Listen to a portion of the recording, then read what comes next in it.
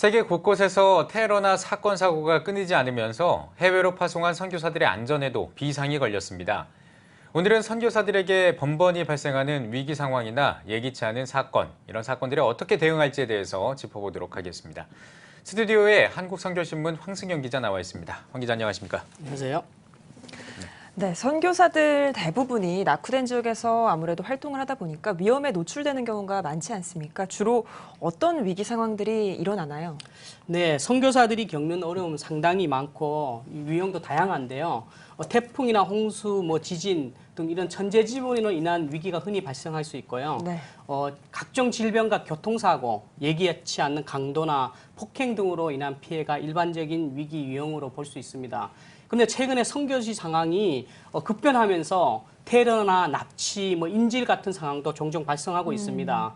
각종 범법 행위와 연루된 범죄 관련 피해도 늘고 있고 선교 활동 중에서 민형사상의 문제로 고소 고발 사건에 휘말리는 경우도 있습니다. 네. 무엇보다 선교사들에게 추방이나 재입국 금지 같은 그런 것이 가장 위협적인 그 위험 요소라고 볼 수 있습니다. 네, 그렇지 않아도 이제 최근 들어서 선교사 추방됐다, 이런 소식, 구금되는 그런 소식도 예. 들리고요.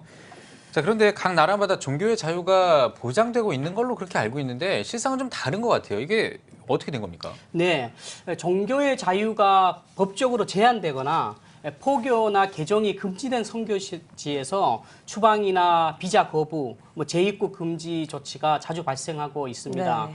중동 등 이슬람 국가에서의 추방은 워낙 그 뿌리가 깊고 네. 예측 가능한 측면도 있었는데요. 예. 최근에는 중국, 인도 등에서 돌발적인 상황이 이어지고 있어서 선교계에서 굉장히 긴장하고 있는 상태입니다. 예. 중국에서는 모든 종교 행사나 모임 등을 신고하지 않으면 불법으로 처벌받게 되는 종교 사무조례가 지난 2월에 시행되면서 선교사 추방이 굉장히 잇따르고 있습니다. 예. 올해 선결교단 선교사도 3명이나 추방되었는데요. 네. 중국 당국은 앞으로도 외국인의 선교 활동에 대한 규제는 더욱 강화할 계획이라서 그렇게 강할 계획으로 알려져 있습니다. 예.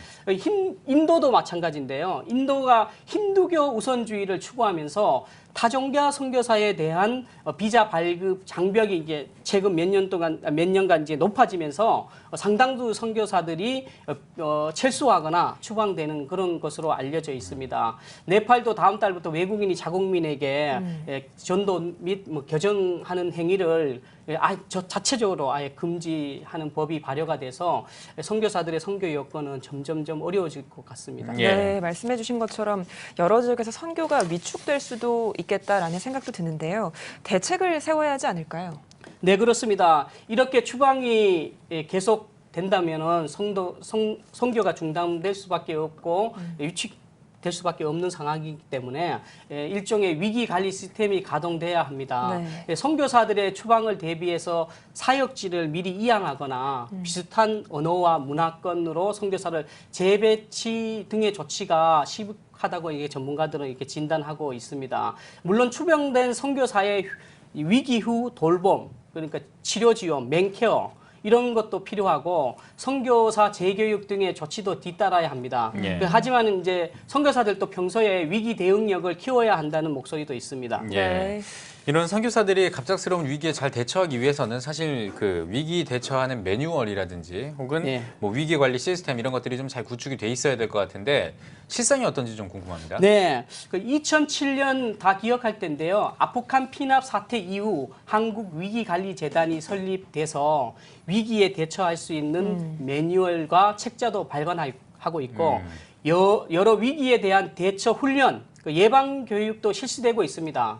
하지만 이제 위기 상황에서 효과적으로 대응할 수 있는 인력과 기금이 이제 부족한 것이 문제점으로 드러나고 있습니다. 예. 갑작스러운 질병이나 사고가 발생했을 때 수습할 수 있는 의사라든가 전문 인력 이런 것들이 없고 긴급하게 이렇게 돈이 재정이 투입돼야 되는데요. 그런 위기 급임이 따로 우리 한국 선교계에서는 마련되지 않고 있다는 그런 지적입니다. 예. 네, 선교사들의 신변 안전을 위해서 외교부나 뭐 대사관이라든지 이런 해외 공간의 역할도 참 중요할 것 같은데 어떻습니까? 네, 그렇습니다. 한국위기관리재단과 한국세계선교협의회 등 민간단체와 해외 공간 그리고 경찰 담당 영사와 이렇게 공조 체계가 도입되긴 했습니다.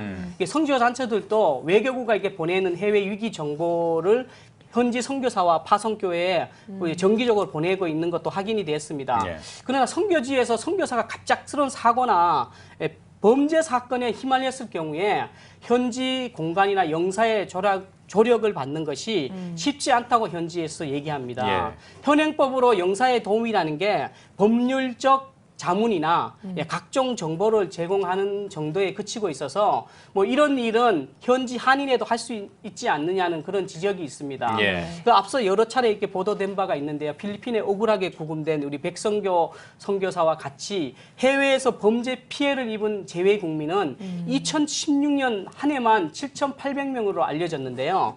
백선교사와 같은 재외 국민들은 현행 법상 법률 서비스나 경제적 지원 대상이 아니라고 합니다. 현재 대사관이 지원하고 싶어도 근거 법령이 없어서 충분한 도움을 주지 못하고 있는 실정이라고 합니다. 네. 왜냐하면 재외 국민을 보호하는 법안이 지금 현재 국회에서 잠자고 있기 때문이라고 그러는데요. 정부가 국민의 생명과 안전을 위협하는 위기 상황에서 재외 국민을 보호할 수 있는 법을 만드는 것이 아주 시급해 보입니다. 예, 정부가 이렇게 재외 국민의 안전, 뭐 생명 이런 것들을 우선시하는 건 참 당연한 일일 텐데. 자, 그런데 이제 또 해외에서 위험 요인이 이렇게 계속 높아지고 있는 이런 상황인데 사실 정부의 어떤 그 조치만 바라는 게 아니라 사실 선교사 스스로도 이런 위기를 대비하고 또 헤쳐나갈 수 있는 또 예방할 수 있는 어떤 이런 그 안전 교육, 이 선교사에게 좀 안전 교육 같은 것도 좀 강화하고 좀 그럴 필요가 있을 걸로 보이는데 어떻습니까? 예, 당연하죠. 예. 위기 발생 시 어떻게 대처할 것인가를 미리 교육받은 것은 가장 효과적인 위기 예방 조치라고 전문가들은 뭐 입을 모아서 얘기합니다. 예. 최근 억류나 납치, 테러 등 선교사의 생명과 안전을 위협하는 일들이 증가하는 추세여서 선교사 훈련 과정 중에서 선교사 위기 관리 교육 훈련을 그리고 위기 관리 능력, 감각을 유지하고 돕는 조치가 필요하다고 전문가들은 이제 지적하고 있습니다. 예. 선교사의 활동 영역이 확대되면서 선교지에서 사건, 사고를 겪게 될 가능성 또한 커지고 있습니다. 사고를 예방하고 안전한 선교 활동을 위해서 한국교회가 보다 전문적이고 구체적인 대책을 마련해야 할 것 같습니다. 한국선교신문 황승현 기자였습니다. 수고하셨습니다.